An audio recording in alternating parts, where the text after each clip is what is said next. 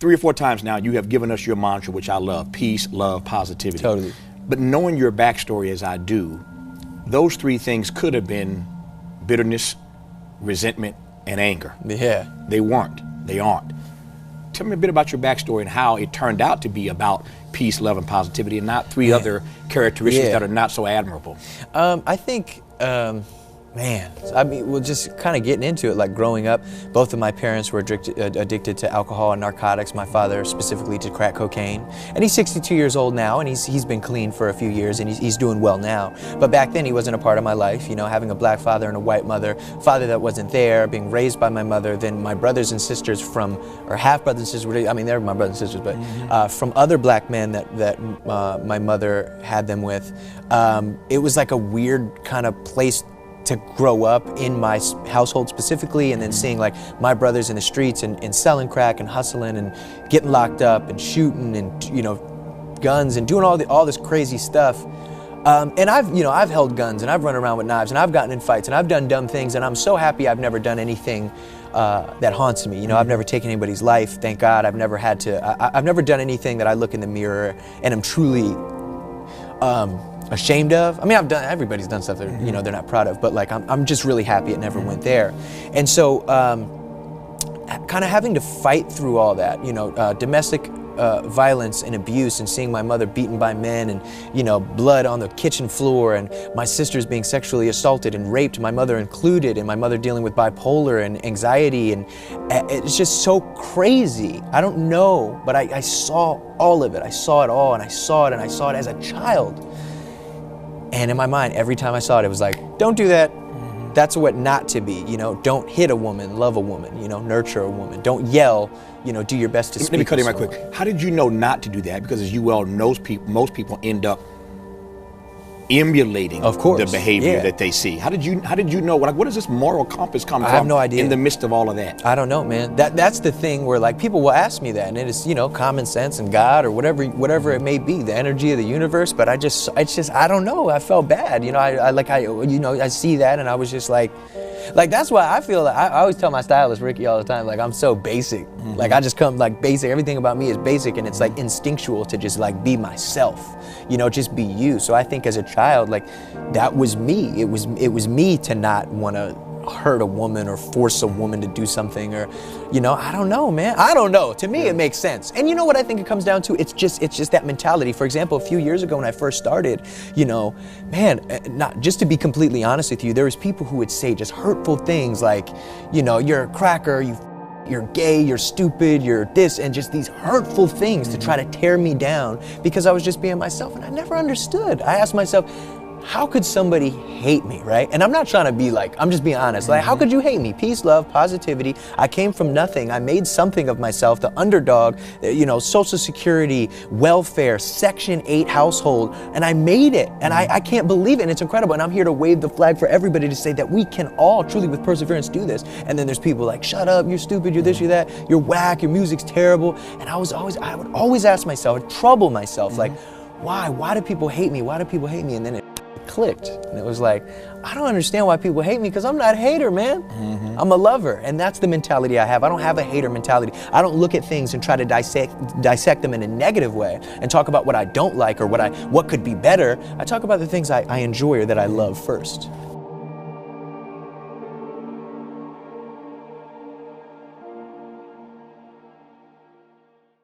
This notion of people listening to your music and saying it's whack. Yeah. There may be some of that you're getting because of the way you look. For sure. Oh, yeah, for sure. And there may be people who legitimately don't like your sound. Which is fine. We all have to be open to critics. I've got them, you got them, we all have critics. The question, though, is how did you get comfortable with your musical stylings when there were people telling you legitimately or illegitimately that you're whack? I love that. What a great question. How did you? It's just perseverance, and it's knowing, like, so the biggest thing that you have to understand is, like, or I had to understand is, I don't make music for people that don't like it. Right? Like, you don't do this show for the people that are like, oh, I don't agree with that or this or that. And it's like, cool, you don't have to agree, but we don't have to argue about it. Right. So for me, when I came to the realization about acceptance, when I stopped looking for acceptance in others, when I stopped going on Twitter to see people go, oh, you're great, you're good. I know know I'm great, I know I'm good, I know I'm talented, I know I'm amazing, I know I'm special, just like you, just like the people watching. That is a real thing.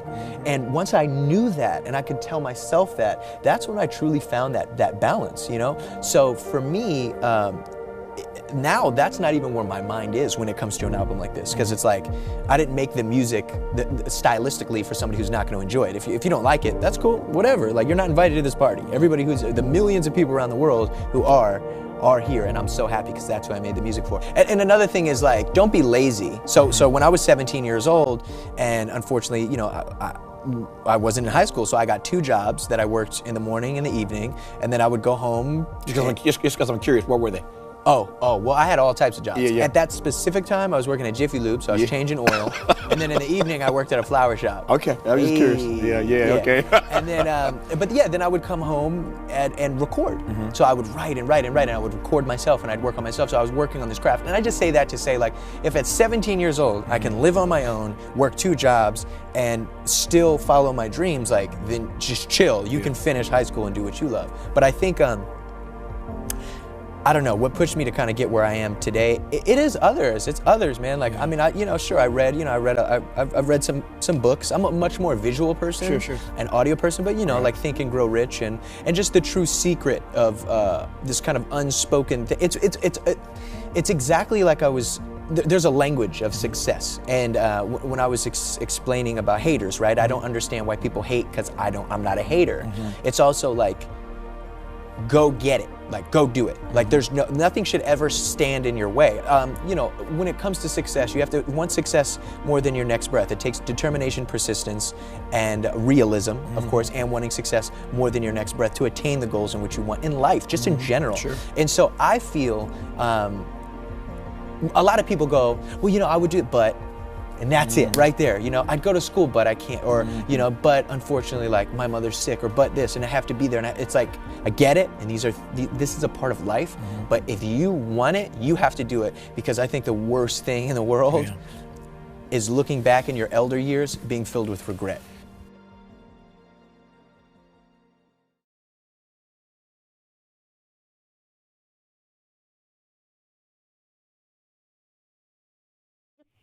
My advice here is interaction with your peers, and through that, so say there's other producers. So there's a zillion producers out there, right? So find some of your favorites or some people that you would almost see as competitors and collaborate.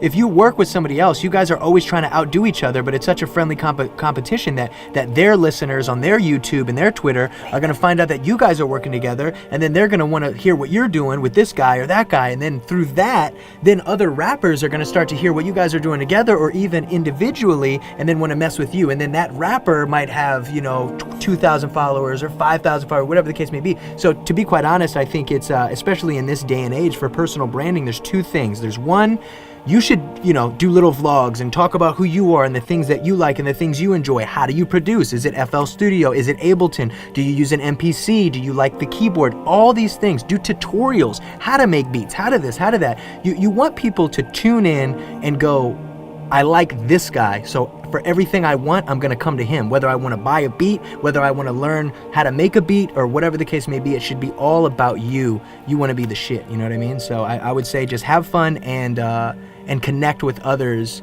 that are even better than you, and learn why they're better than you, and fucking take their secrets and kick ass. So here, listen, it's very simple, man.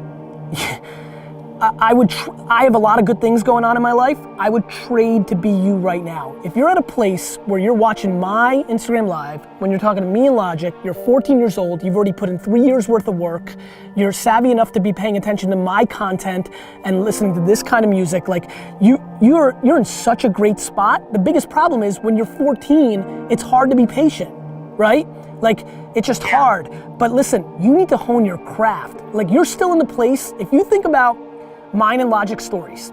At 14, there was no internet for me. There was for him a little bit, so it's a little bit different, but like, we were just still working on our craft. I was still at baseball card shows learning how to like set up tables, trade, how to negotiate.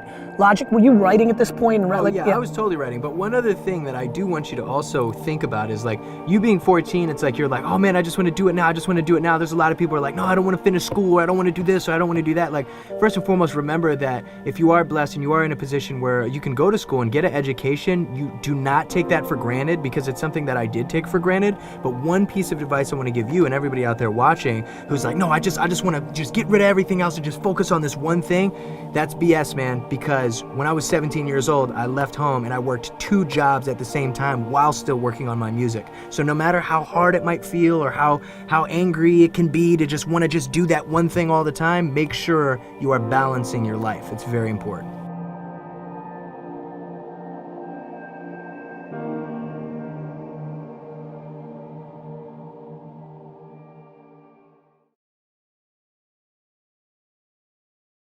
If I could really just give people one piece of advice, you know, and just pass this along, and one thing I want you to take from this is that, like, we are all the commanders of our own destiny. It's kind of just like having that self-confidence.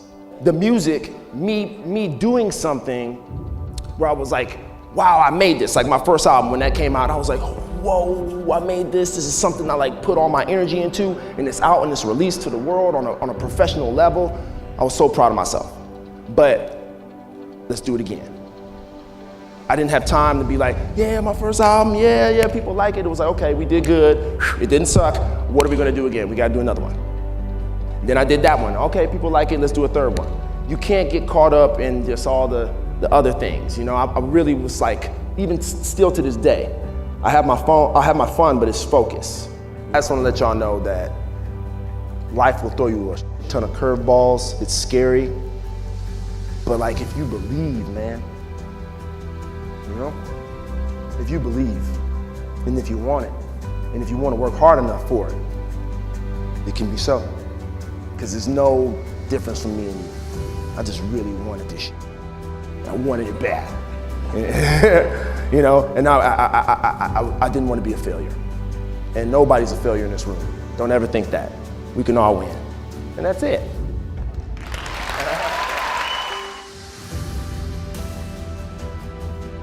And then I was just like, let's just, let's just put out a song a month and just see what happens. One a month. Let's just keep going. Rapid fire. We have nothing to lose. It's just so fucking crazy. It's document over creating. That's what it is. Yeah. It's just volume. Like if you're good enough, it will happen. Like you flat out wouldn't have made it 20 years ago. Yeah. Like Chance, I mean it. Yeah. It was just too many gatekeepers, and now the market's the gatekeeper. Yeah. The internet's the middleman, and now what's holding people back is they're using the old model, right? They think they got to put out an album every 3 years. They need to be putting out a fucking song every day. Now, you may not be good enough to put out a song every day, but if you're good enough to put a song out every other day, then that's what you do. And if you're not good enough to do that, you put out a song every 3 days. And if you're not good at that, but whatever it is, you got to put out those songs. Do you know Prince's 7 best songs of all time never made it to the world? Oh, really? Well, no, I don't know, but I know this. But yeah. That's the point. The point is Michael Jackson's 6 biggest hits were like, let's not put that on the album. That's it. It's gone. He's the #1 rap song in the country right now, and we almost didn't put it out. We almost didn't put it out. No, but honestly, the thing that was interesting for me, No, really, that's it. And listen, people sit there and see their contemporaries go, and you felt it. You felt like, damn, I should be there. And now the internet's the answer. SoundCloud's the answer. Spotify's the answer. iTunes the answer. Vlogs are the answer. DMing me, D-Rock on Instagram to get your song on Daily V's the answer. Every single rapper, every single artist should literally DM and email and message every single vlogger that has 100,000 views per video in the world and give them free music to put in their vlogs. Yeah. You gotta learn how to Right? the internet. It's distribution. Now, if the song sucks, nothing's gonna happen. I promise you'll put out a song next week and it won't do well. Yeah. And by what your new standards, right? It'll do fine. But you might love it the most 17 years later. Yeah. Like, what are you gonna do with it? The fuck was your plan with the song? Yeah. You made it. The hell are you gonna do with it? Just keep it on a drive? Nah, you gotta put that shit out. And that you make a good point, because I feel like even back then, I think the only thing keeping me from Putting it out. reaching success. Or not even Oh, putting it back in out. the day. Sorry, back in the day, or a couple of years ago. Yeah, back in the day. just Back in the day, 2014. Yeah, 2014. Yeah, exactly. I think the only thing probably keeping me from like that is, you're right, just like content and just like releasing the song. Like we just released the song. We just put the shit out. Once you stop worrying about what everybody says for real. Yeah. For real. And I mean your friend from around the way, and Jesus, and XXL, and Boyd, and like anybody. Once you actually go there and you just make a binary decision that I'm an artist and I believe in my stuff and it's all my stuff, the good, the bad, and the ugly, then it's game over. And you know what? He recommended this one article to me that I read that it was Pharrell, and I feel like I read that right before we started putting out these songs just every month. And Pharrell was just talking about like not being extra attached to your music. He's like, people like love your music, love making music. He's like, but people like see their music as themselves, and so they you know what I'm saying, they're so worried about putting it out, and they always want to make sure that it's a hit, and they're just trying to chase success with it. You know what's like, funny? You make music, people make hits. People determine something as a smash. You just make music.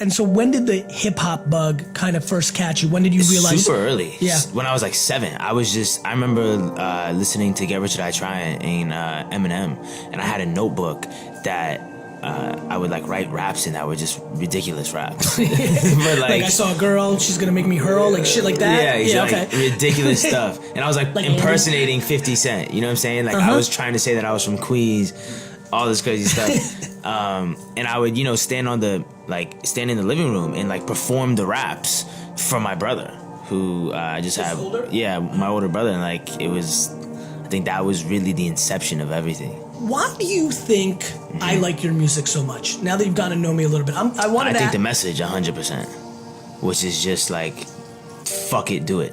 Yeah. You know what I'm saying? Of course, I know what you're saying. Yeah.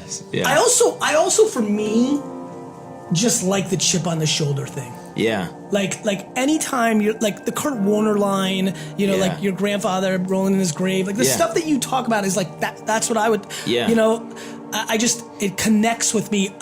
Do you get concerned, or how do you think about what you're going through now, right? Yeah. Like when Andy kind of first brought you up 2 years ago, you were coming up, you were clearly at a different level and well on your way to the next level.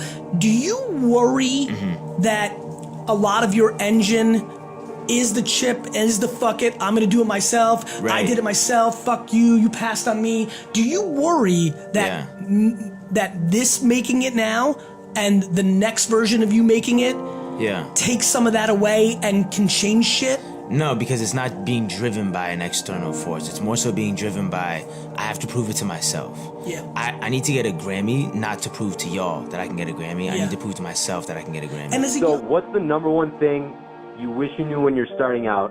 So I'm 18. And what is the biggest lesson you learned when you got on the new level? Cool. Russ? What's the biggest lesson I learned? To follow your gut. To always just follow your gut. You know what I'm saying? A lot of shit is going to distract you. There's opinions that you may look up to when you first go into it, but you realize they don't know shit. Absolutely. Follow your intuition. You know what I'm saying? Listen to your gut. It's never wrong, and it knows what the fuck you want before you do. That's something that I learned heavy, because I used to get fucking beat myself up. Like, why the fuck isn't this happening? Why isn't this happening? But then you realize when whatever that thing that you were like frustrated that wasn't happening, when that thing does happen, you're like, oh. Right, I'm those so are the glad pieces. it finally happened now and not back then. Like, so when you were dropping songs, I'm talking about like in the beginning, not like after you already picked up momentum. Was there anything like marketing wise that you did to try and implement, like to try and bring attention to your songs or anything like that? Like, there was. Like I used to take like selfie videos of me in the basement studio singing along to the song that I just dropped, and for whatever reason they would just go crazy on Twitter, and I would do it like and every how many fucking Twitter week. and I know what he's asking here. How many at that point Twitter followers did you have just to make it contextual? Fucking 7,000, 8,000. And where are you at right now, Persian? I'm at 10,600. Oh yeah, I mean So 10,000. I remember when I hit 10,000, I was like, yo. We ain't gonna be broke no more. I love it. Yeah. I love it. Yeah, I mean, look, I think what's interesting about what Russ just said, and we were with that backpack kid yesterday, right? You know, the little 15-year-old that's in the Katy Perry, all that dancer from Atlanta too. Like, nonetheless, both of you just said the same answer, which is I have done a lot of things in my career content-wise that was more methodical about understanding the platforms and the context and the things of that nature in the new iteration of myself. But my rise in 2006, 7, 8 with Wine Library TV, no growth hacking, no smart anything, just the content. It wasn't like you got people to get it shouted out, or you figured out the algorithm, or you figured out how to be the top of a MySpace page like we did, Boyd, when we used to do yourgrills.com, Paul Wall, shout out. A lot of people just win on the content. A lot of people think that you can't win. Right. When you've got 3,000, when you've got 200. This kid had 300 followers on Instagram when he put that dance video up. 300. So the content works. The problem is, for so many watching right now, you make the same exact kind of content when the market has told you it doesn't work. You've got to mix it up, right? Like, for example, like we need to make a black and white episode of Daily V. We need to make a silent film version of Daily V. We talk about it, but we haven't fucking done it.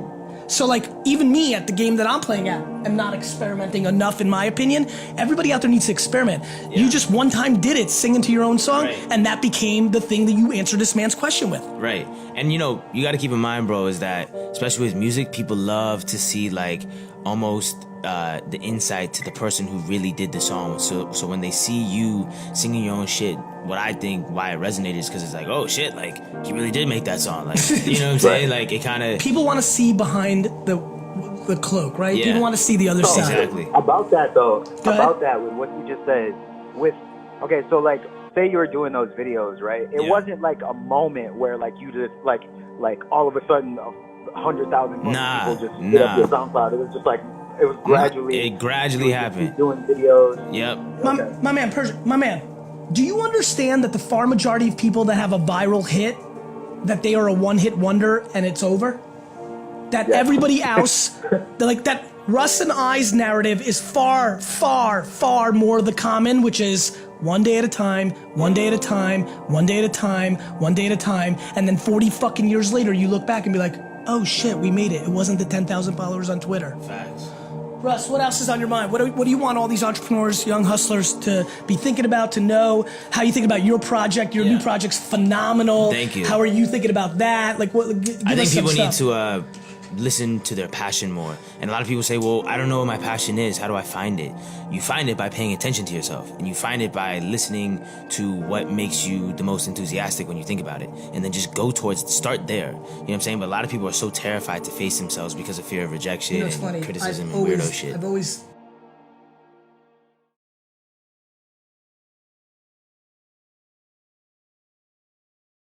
always been asked that for a decade now. I just thought of something while you were talking. This is the most cliche thing. He's 100% right. Take a 1 week off from whatever you do, school or work, and do stuff. Whatever the fuck you're doing, just prove to yourself it's the shit that you want to be doing.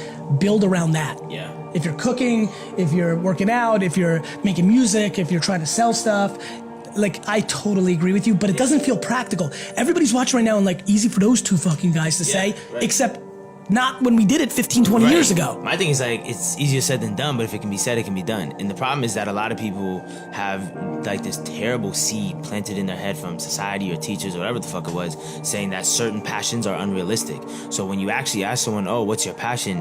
They know it instantly. But they instantly also write it off because they've been told it doesn't make enough money, there's not enough jobs in that market, and it's not realistic. So then they move on to plan F and wonder why they hate their lives. The number you have dialed is not in service. That's who. I fundamentally agree with that. It's never been more practical for that to happen because the internet is now the middleman. Right. Like, your story and my story is literally the cliche story of crush it. Like, because the internet came along, you didn't have to move to LA and be discovered by some guy or gal that put you on. You went to the consumer and built the leverage to then pick and choose how you wanted it. If you don't mind sharing, what was your strategy from going from like 0 followers on social media to getting to like 906,000 and over? if you don't mind sharing. Yeah, it was literally put out as much shit as possible at a high level, like quality and quantity. They always said, oh, you have to pick quality over quantity. I was like, why can't you just do both? Why can't you have high quality and high quantity? And that's kind of what broke the fucking system. That's what did it, is that, you know, the first song I put out didn't get 1 million plays in the first day. The second song didn't either. The 50th one didn't either, but on the 98th one, it did.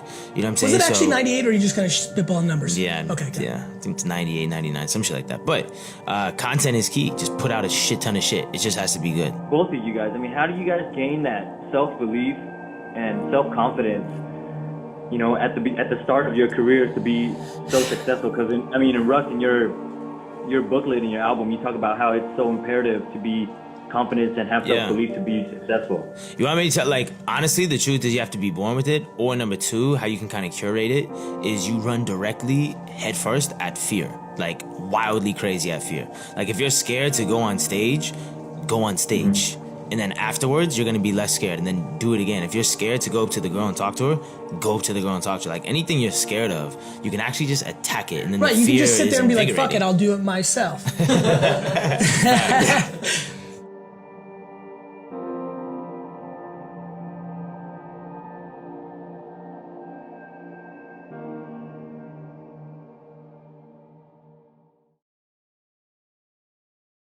Respect.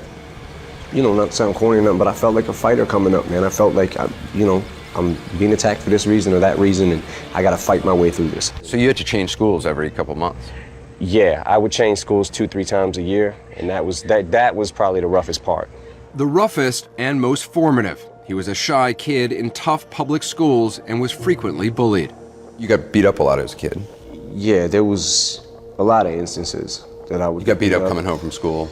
Beat up in the bathroom, beat up in the hallways, shoved in the lockers, you know, just for the most part, man, you know, just being the new kid. Hip hop has always been about bragging and boasting, and I'm better than you with this, and I'm better than you with that. And I finally found something that, yeah, this kid over here, you know, he may have more chicks, like he may have better clothes or whatever, but he can't do this like me. You know what I mean? He can't write what I'm writing right now. And it started to feel like, you know, maybe Marshall's getting a little respect. I've heard you say that you bend the word. Yeah, it's just in the enunciation of it. Like people say that the word orange doesn't rhyme with anything. And that kind of pisses me off because I can think of a lot of things that rhyme with orange. What rhymes with orange? If you're taking the word at face value and you just say orange, nothing is gonna rhyme with it exactly. If you enunciate it and you make it like more than one syllable, orange, you could say like, I put my orange 4-inch door hinge in storage and ate porridge with George. You just have to figure out the science to breaking down words and try to... And do you think about this throughout the day? I mean, you're driving along, you think about rhyming words?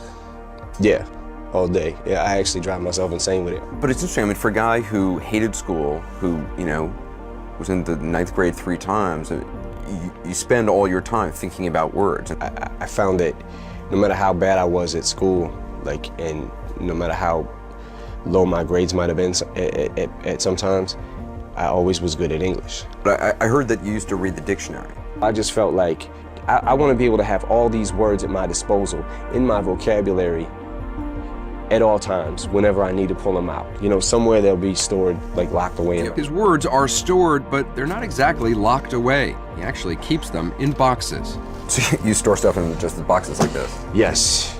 Inside are hundreds of scraps of paper on which he's obsessively scrawled down words and phrases. So, wait, this is a pad from a hotel in Paris, it looks like. Yeah. And you just scribbled that, you have 4 little words, just scribbled it. How do you even read this? This is tiny. I know what it says, I guess. I don't know, that I might use that, actually. They're not lyrics, really. They're just ideas that he collects. He calls it stacking ammo.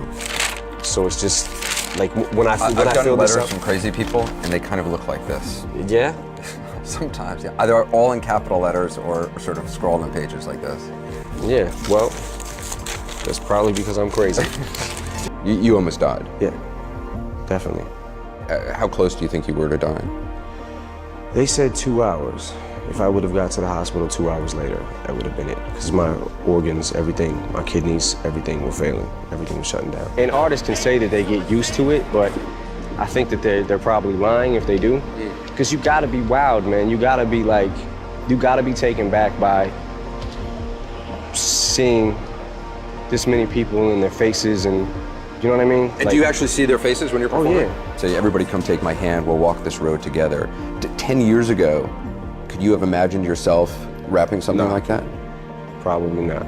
You know, I don't want to go overboard with it or too, you know, but I do feel like that if I can help people that have been through a similar situation, then, you know, why not?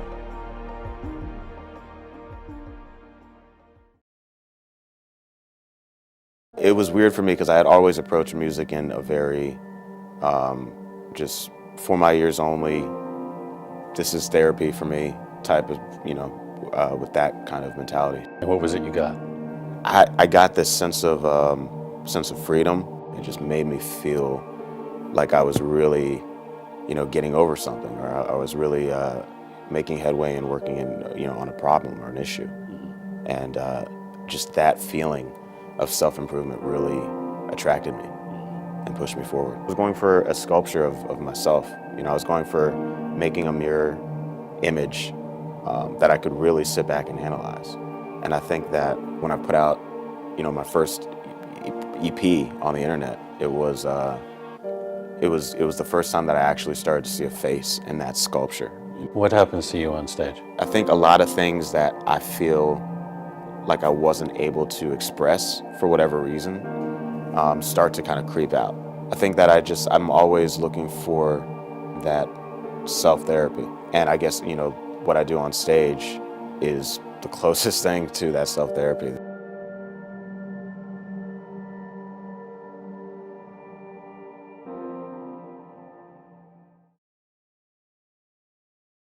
But you were like a hustler, Yes. like, and I don't mean that in like the typical way we hear the word hustler in like the hip hop community. Like when you had a job to do, you'd take the package, you run down the street, you run back and say, what can I do next? Yes, yes. I really felt that if I could be trusted with delivering a tape, to be the best tape deliverer, that maybe I would get a chance to have the responsibility for something else.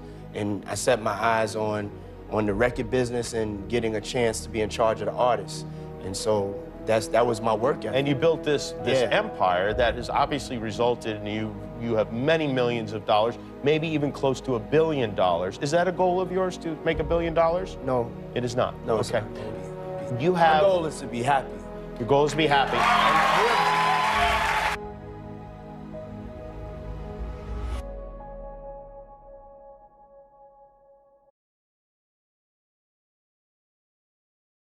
Your mother has you when she's 15. Mm-hmm. Your mother is selling drugs. Yes. She's dead when you're 8. Right. At 12, you start selling drugs. Right. At 15, you're the drug kingpin in your neighborhood. 150 grand a month. Doing pretty well. Not 150 grand, but that's what. How close? Less than that. A little less than that. Okay. Whatever it was at 15, it ain't bad money. At 15, how does? Two questions in that regard. If you knew that your mother sold drugs, right, and you knew your mother died when you were 8, right, because she was caught up in that drug culture, why at 12 and 15 you decided to do the same thing? Because there was nothing to make reference to that was a part of the lifestyle that I aspired to. You know, when you point out that my mom had me at 15, the only option at that point is welfare or the street. You know, there's not even a blue card for you to work if it's not the middle of the summer. As an adult, how do you regard your mother? How do you look back on your mother's life and legacy now? Well, you know, the things you go through make you who you are. So because I don't regret where I'm at, I can't regret my experiences. You know, and I know what her intentions were, you know, and what mine were initially, just wanting better life at that point, you know, and I went into that space. What happened is the things that I've seen made it a legitimate option prior to, it doesn't seem like one of the options, it seems like the only option when you're 12, you know, like, what people didn't understand was when I actually started hustling, I still had to be two people. I had to be aggressive enough to get by in the environment, and then I had to come in and straighten up. and be my grandmother's baby. Like, I wasn't even allowed to curse in my grandmother's house, you know? So it's different than the perception of things.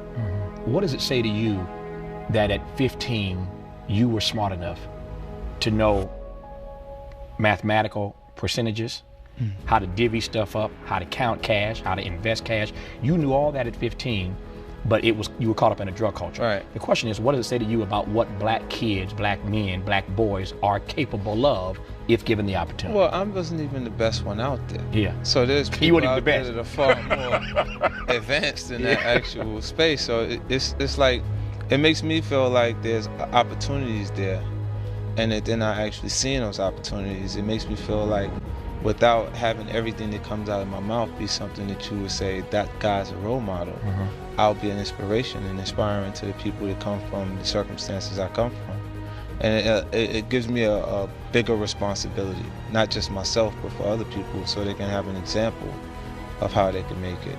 And not living in a house with both of your parents isn't an excuse for you not making it, or not having anything initially isn't an excuse to not make it. You know, for me, I don't see, at this point, I tell them good luck if they think they can make me feel like I can't do something that I set my mind on, you know? Because I already come so far from where I come from that it's impossible for you to discourage me. The actual system wasn't prepared for me. You know, I thought I was ready in '97. Right.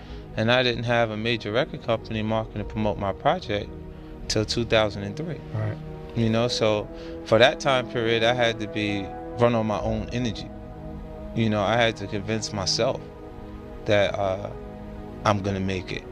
You know, regardless of how people felt at that time. And what it does is it makes you feel like, well, it made me feel like there's gonna be points that people are gonna mistake my confidence for arrogance, because they don't understand the process I went through. And how much I had to believe in myself in order to make these things happen. I feel like you can will yourself into a good space. Things that are meant to happen will. And if you believe in yourself enough, you can help yourself learn. You can inspire, yourself in different ways where you can actually discipline yourself. To the point that you can become good enough. Like from '97, like when I started writing, it was full time. Like every day I was writing music because I had no choice. If I was gonna stop hustling, then how was I gonna provide or continue the lifestyle that I created for my son's mom, my son, and myself? Well, when you don't see limits, because like if you're coming from a space where you're actually ambitious, I don't think ambition is a learned behavior. I think it's a part of a person's natural character. So I'll always, no matter what I accomplish, you're gonna see me back at your show saying, I think I got another idea, I can make this work. You know what I mean? Like, and you're gonna be like, this guy just won't stop. But I'm telling you in advance, you'll see me again. But like, I think that means that 50 just booked himself on the show again. That's what I think that means. But go ahead. Yeah, but like I'll always find a new goal set for myself and work towards accomplishing it, because that's what really excites me. That's what makes me happy. Like when it works. A lot of times there's nothing around to support it. It's just me. Like even Vitamin Water deal was one of the best deals I've been associated with, and there was nothing around to support that idea except my actual lifestyle. Right. Because I gained weight. A lot of people don't even know I gained weight during the tour from Get Rich or Die Trying to the Massacre. If you look at the cover of the Massacre, I actually had to draw the muscles back on. I'm turning to a little fat guy. I said, yo, give me a pen. I drew over the top of the picture and put it out as the actual album cover, because those lines wasn't there anymore. So the Vitamin Water.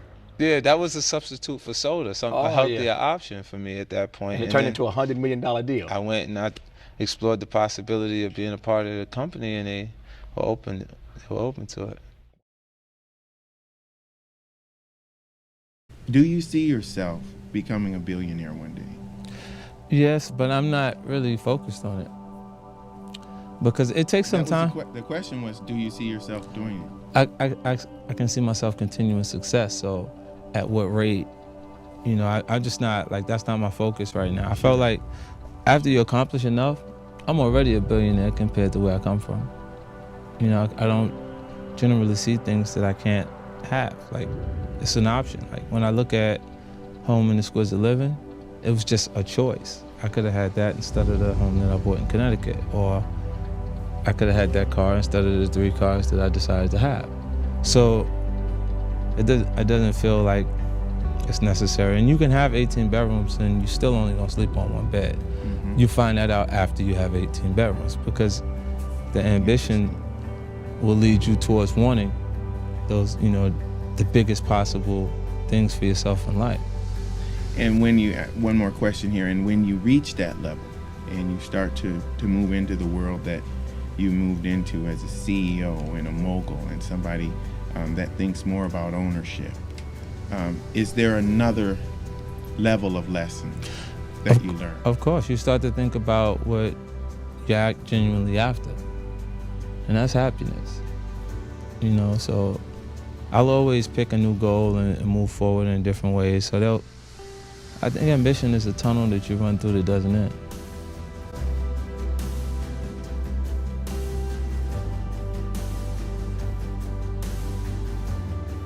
So these guys gave me my college education in taste and music and feel and how to record and why to record. The thing about this documentary is the question, what young people will get out of this is the why. Yeah.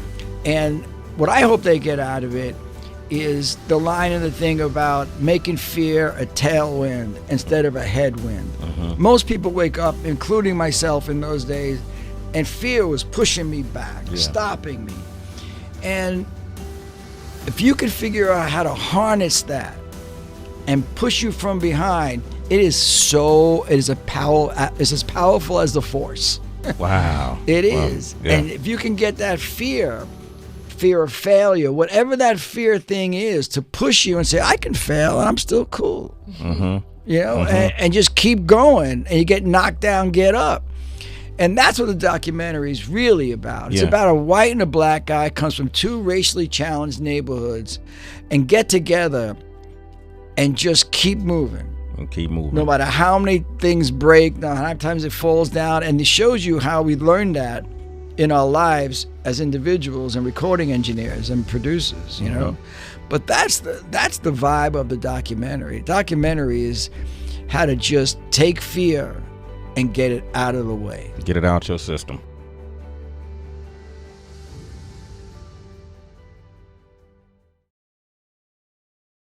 For me, my art has always been a means of trying to dig into some sort of truth, whether that was truth in myself, truth in society, using the page as a means to peel away the layers and try to figure this experience out that we call life. And that's a daunting process at times, but one that is the reason why I make art, why I write raps. And this was a record that was difficult. We watched, when we first met, we were an underground rap group, and we obviously had a lot of success fairly quickly. Although we've been doing it for a long time, the success happened very fast. And there was a certain point in around 2013 where we had, I wrote this original record, White Privilege, now 10 years ago. And this was a very different moment. From that perspective, 10 years ago, I was looking at it from an outsider, from an observational point of hip hop has changed since I've been a fan of it. Who's coming to shows has changed since I started to go to shows. The mass consumer, what it looks like on television, the success of Eminem, the success of underground rappers that are white, everything is changing. I was looking at it from that perspective. Fast forward 10 years, here I am at the center of a conversation about race within hip hop, cultural appropriation, the Grammys, the process of who gets on the radio, who doesn't. And it felt necessary and very important for us to address that again. And to not shy away from that topic, but to step into the conversation and all of its inherent flaws, all of its, all of my fear around like, yo, what am I gonna say now? It felt necessary. There's something else I've been thinking about. I want to throw at you since the vibes I'm feeling. This is something you haven't heard this one yet for me. Go, let's go. I have a concept that I haven't seen. Song comes out, album comes out, project comes out, something pops. In movies, they come out with number 2 quick. You put out, right, Guardians of the Galaxy, you're like, what the fuck happened? It blows up in the theater, they're fucking in production on number 2 from the bat. You write a song, it's about what you're going through with your girl, with your best friend, with somebody sick in your family, and it goes. Well, it's been some time in between you writing that and now it happening. To write the update and piggyback off the momentum is something I've never seen.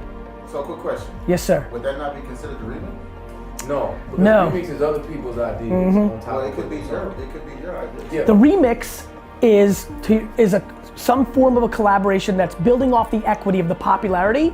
There used to not be anything called the remix. Right. I'm old. I grew up, like, there was no remix.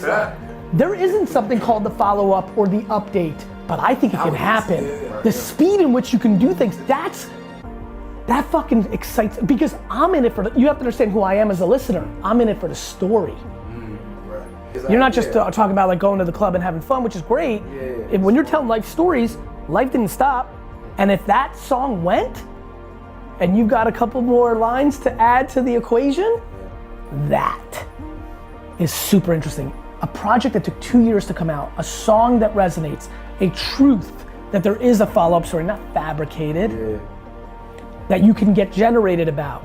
And then it comes out 11 days later and everybody's been feeling that song and now you're telling them what happened, you're feeding them. Wow, okay. I bet you didn't think that was coming today.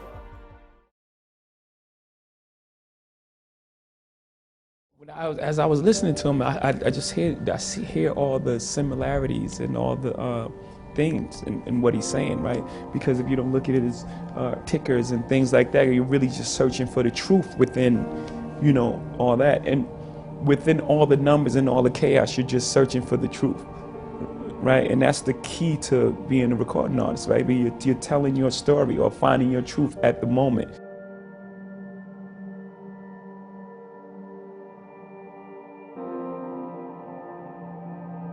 You know, I had, mine's a little opposite from Warren because I started a little later. My first album didn't come out till I was 26, so I had a bit more maturity of where I was at. It's my first album had all these, you know, emotions and complexities and layers to them that a typical hip hop album didn't have because, you know, we were making it at 16, 17 years old. There wasn't enough wealth of experience to share with the world. So at 26, I had been through so many different things.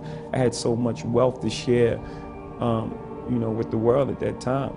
And from that starting point, I've never forgotten those things. Like you said, I mean, you never forget those true things that you stick to, your basic things that you know, make you successful. And for me, it's that truth, finding that truth, the truth of the moment of where I am at the time. You know, not trying to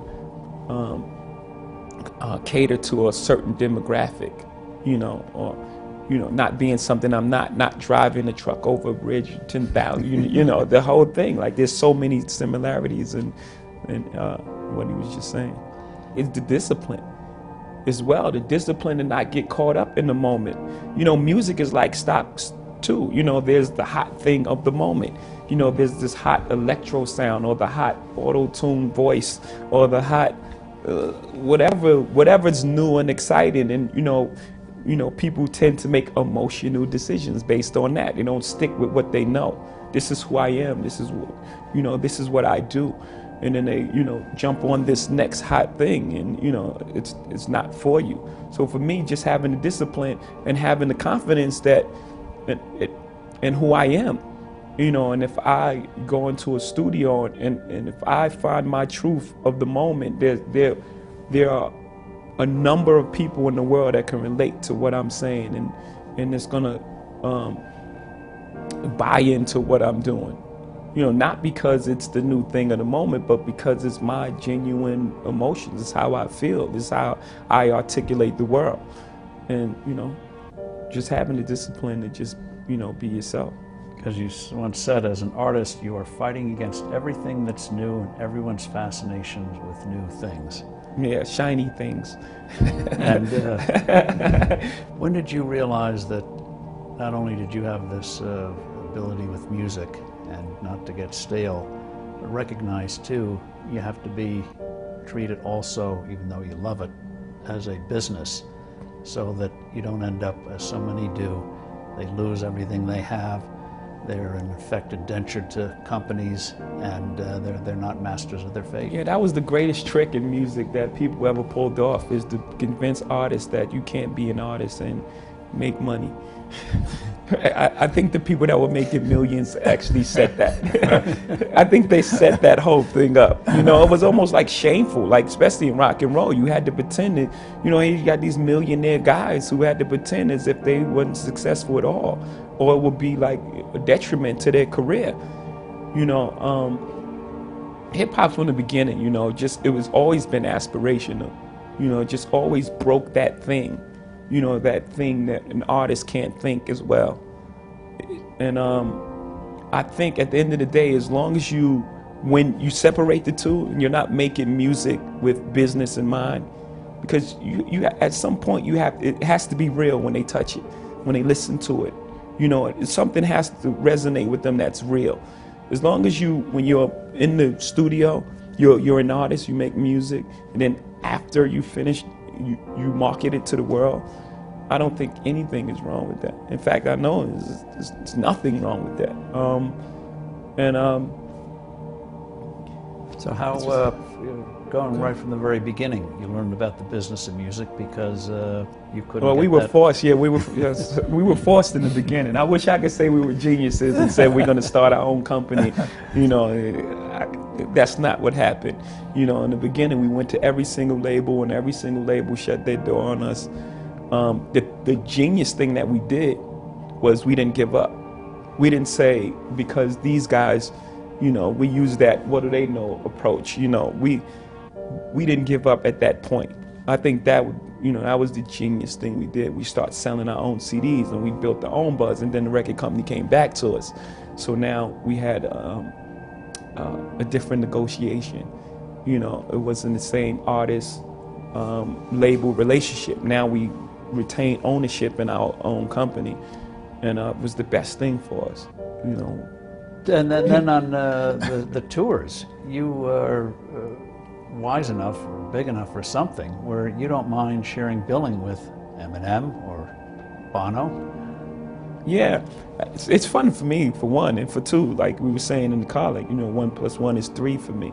You know, I don't have that ego where I have to be the only guy on the bill or the only one that people look at. You know, I'm cool with going out with other artists. I've been doing it my entire career. You know, before Eminem, before Bono, it was, you know, R. Kelly or 50 Cent or, you know, DMX. You know, I've been doing it my entire career.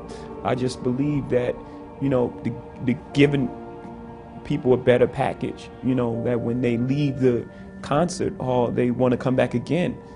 You know, you can get them there the first time. You know, if what you're putting on is not incredible and impactful, then why would they come back the second time? You know, I think that's a lot of people make that mistake. You know, when they're hot at the moment, you know, they just sell them. You know, they sell off the name and sell off the moment. Yeah, the shiny things. You fall in love with shiny things. You sell off the moment, and then when people come to the concert, they don't have the experience. Well, we're over-delivering on the experience. You know, you're not only getting Eminem, you're getting Eminem and Jay-Z. You're not only getting Bono, you're getting Bono and Jay-Z. You can't help but leave that concert, you know, with almost like a once-in-a-lifetime experience every single time. That's what I'm trying to create.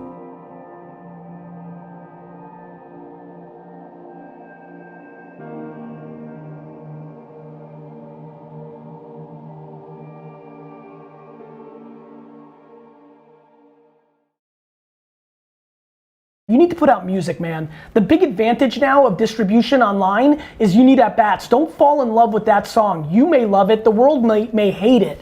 You need to put out music. Okay. You need to put out music. Put it out, man, and if people love it, it'll start to generate some buzz. Like, people will listen to it, they'll share it with their friends, and you'll start to get more views. What if I don't have the money to put out music as often as I would like to, like quality sounding music? Then you're stuck and you lost like everybody else. You need to figure it out. Like Prince was a janitor in his studio, and the quality now, to make music now, like the money should not be a problem. Jemai, listen, man. It's really cheap to make music. I love you, and I'm trying to be kind because John's here. Everything you're saying is backwards. You need to do and work. You're coming up with all the wrong angles, in my opinion, and I'm so pumped you called, because I'm hoping that this is the breakthrough moment. Like, you need to so far I heard it's the audience's fault, it's too far to the left, the music's too expensive. You are fully in excuse mode. You can put out plenty of quality music. To John's point, it's inexpensive, and if you want it so bad, go fucking work at the studio in exchange for studio time. Like, you need to go out and put out music, put in the work, put your head down, and then figure it out after the fact. You need to put out 150 fucking songs and see how people react to it before we hear another phone call from you.